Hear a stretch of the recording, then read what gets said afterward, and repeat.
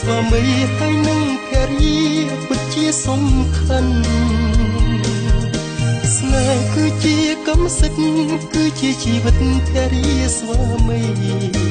បើទិញលក់ឬដូរនាំលោកីចំអល់លើមិត្តស្វាមីភរិយាគឺជាមេគាសួនសួរឧត្តមជីវិតសុខសាន្តសុខដុមរស់នៅជួបជុំគឺស្មោភក្តី